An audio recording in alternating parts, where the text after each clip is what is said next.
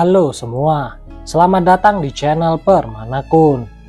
Di video ini, gua akan membahas kelanjutan dari manga Rikusari no Orishin no Naka no Kokoro, tepatnya di chapter 6.18 dari web novelnya. Video ini merupakan cerita dari Nozomu Bontis yang merupakan MC dari cerita ini yang memiliki kekuatan naga yang bernama Tiamat. Dan bagi kalian yang ingin mengetahui cerita sebelumnya, kalian bisa cek di bagian deskripsinya. Oke, tanpa basa-basi, mari kita langsung saja ke pembahasan ceritanya.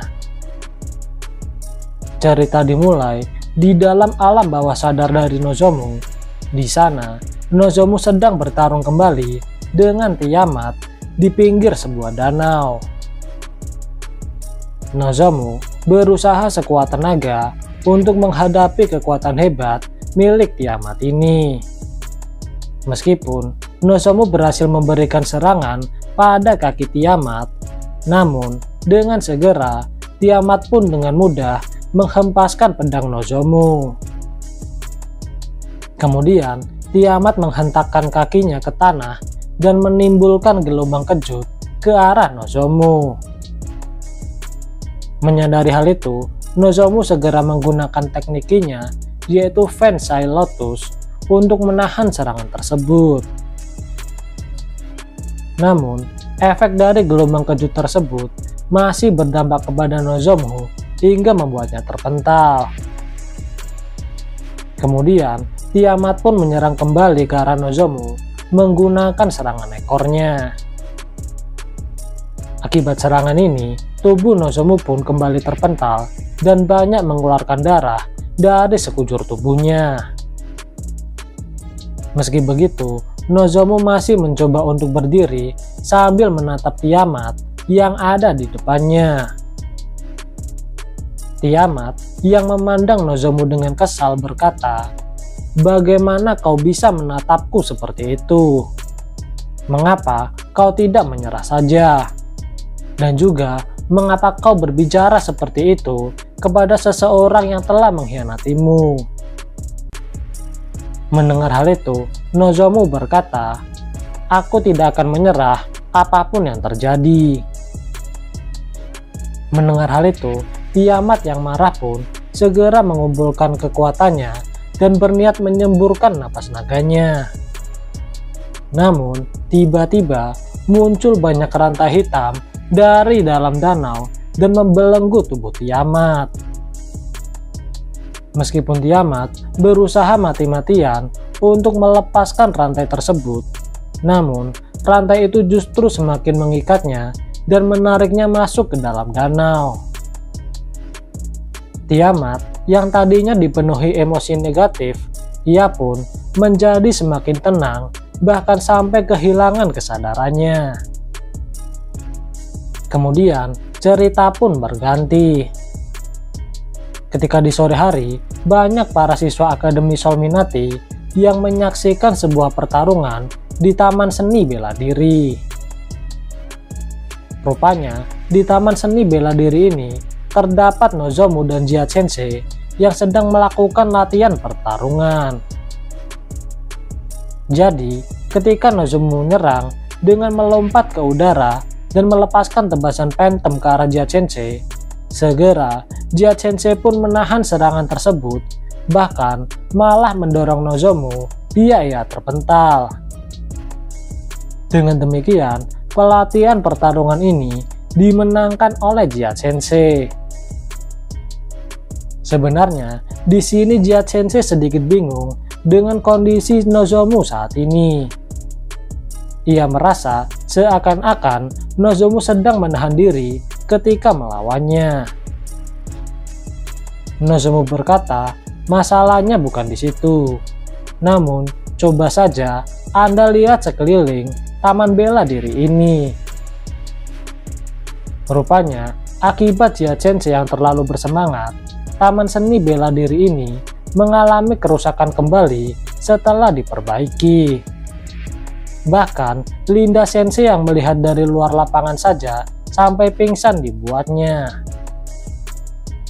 Jia Sensei berkata, ada beberapa bagian lubang di sana sini, namun tidak ada penghalang sihir yang rusak, jadi seharusnya tidak apa-apa.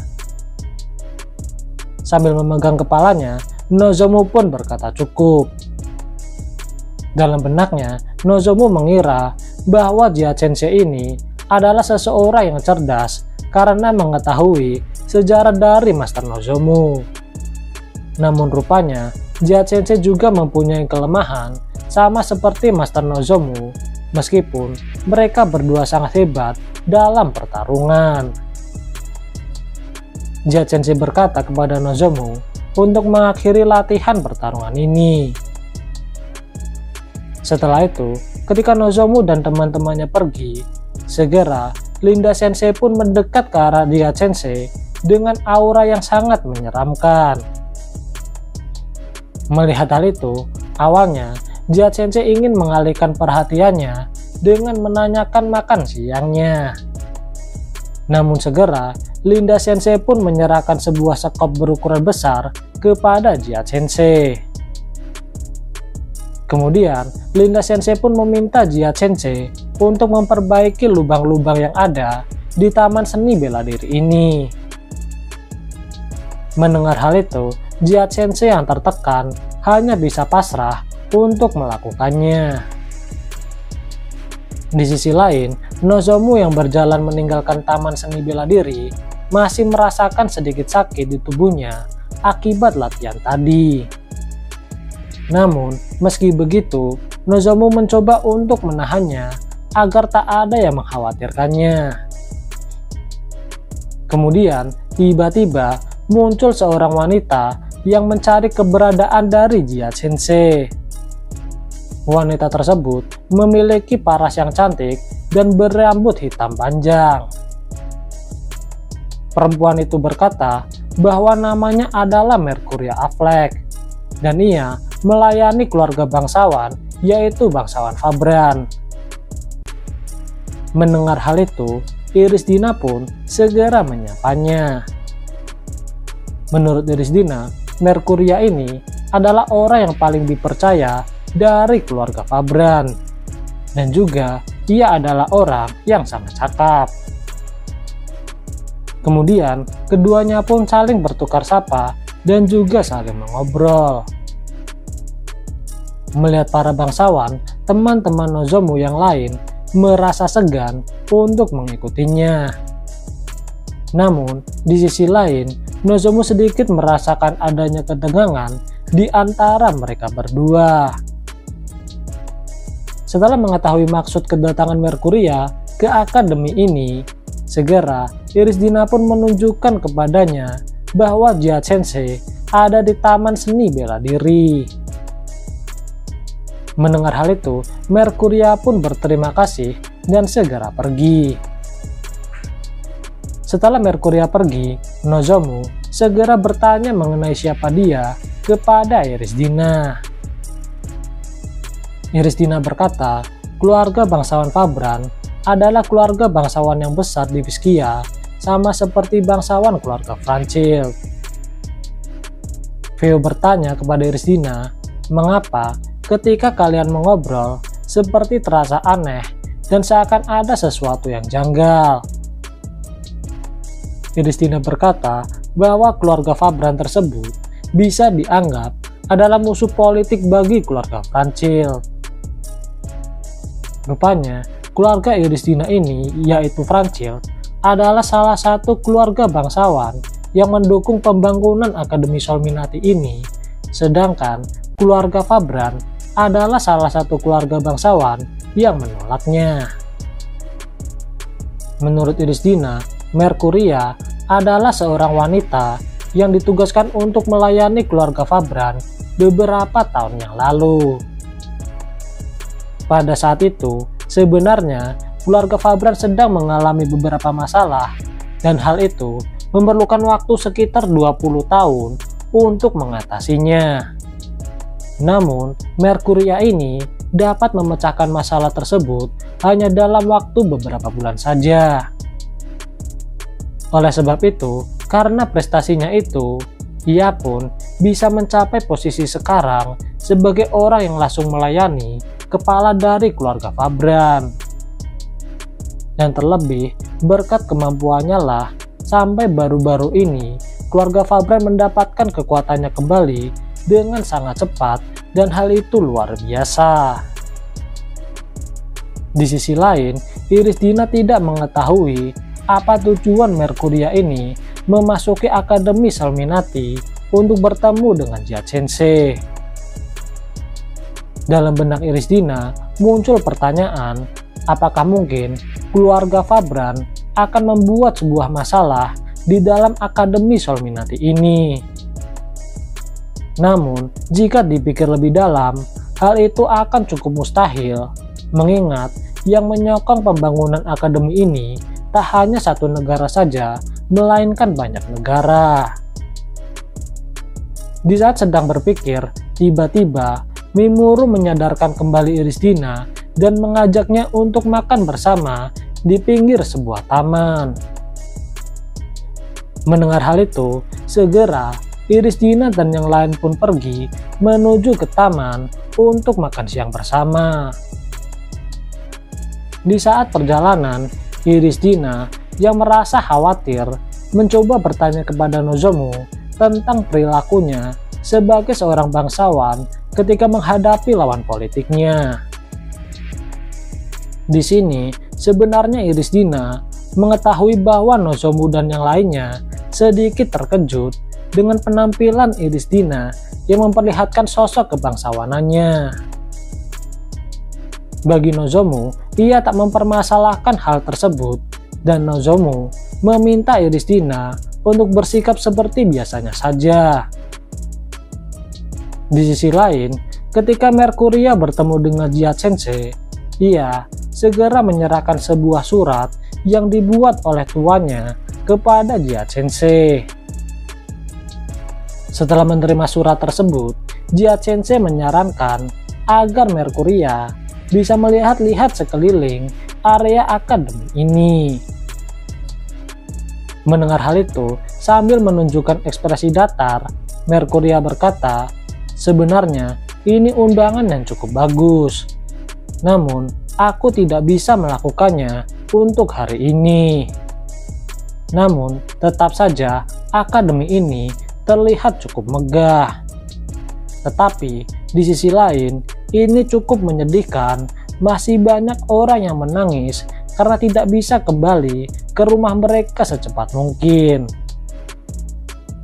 Jia Sensei berkata, "Memang, dan kami akan melakukan yang terbaik untuk mewujudkannya." Meskipun terdengar seperti ucapan biasa, namun ucapan keduanya seakan memiliki tekanan di dalamnya. Jadi, intinya keluarga Fabran menginginkan untuk membentuk pasukan sesegera mungkin. Namun, di sisi lain, Jia Sensei ingin mendidik anak-anak yang kelak mereka bisa menjadi prajurit untuk melawan monster. Sehingga keduanya ini memiliki prinsip yang bertentangan. Kemudian, setelah memberikan surat dari tuannya, Mercuria pun segera pergi. Jia Sensei segera membuka surat tersebut dan mulai membacanya. Rupanya, isi surat tersebut adalah protes dari keluarga Fabran atas insiden Abyss Griff yang telah terjadi beberapa waktu yang lalu. Protes yang dimaksud adalah Jia Sensei dilarang untuk melanjutkan eksperimen mengenai Abyss Griff tersebut. Dan juga terdapat makian yang menganggap bahwa Jia Sensei mempertaruhkan nyawa prajurit dan melukai mereka. Dan yang paling parah, di akhir kalimat surat tersebut, mereka berkata, "Mengingat situasi saat ini di benua, merebut kembali tanah yang hilang 10 tahun yang lalu adalah masalah yang paling penting bagi setiap negara. Aku ingin meminta Akademi Selminati untuk bekerja sama lebih banyak lagi di masa depan." Jadi, intinya mereka ingin menghapuskan akademi ini dan mengirimkan para siswa keluar sebagai seorang prajurit. Melihat hal itu, Jihad Sensei pun merasa sangat kesal. Dalam benaknya, ia akan mengawasi hal ini agar keluarga Fabran tak melakukan hal tersebut. Jihad Sensei berkata, jika mereka berniat hanya ingin membuat keributan dengan mengirim surat atau berkata apapun, maka biarkan saja. Aku tak bisa melarang mereka. Namun, aku lebih penasaran dengan alasan mengapa Merkuria sendiri yang datang ke kota ini. Untuk jaga-jaga, aku ingin mengetahui apa yang ia lakukan di kota ini. Mendengar hal itu, Linda Sensei pun cukup mengerti. Namun segera, ia pun meminta Jihad Sensei untuk segera melanjutkan pekerjaannya, yaitu memperbaiki lubang di Taman Seni Bela Diri ini. Meskipun Jihad Sensei memohon untuk melepaskannya, namun Linda Sensei masih bersikukuh agar Jihad Sensei segera memperbaiki ini sendiri. Oke, sekian dulu video pembahasan novel Rikusari no Orishin no Naka no Kokoro, tepatnya di chapter 6.18. Jangan lupa like dan subscribe apabila kalian menyukai video ini. Dan jangan lupa aktifkan lonceng notifikasinya agar kalian dapat notifikasi ketika channel ini update video terbaru. Oke, see you.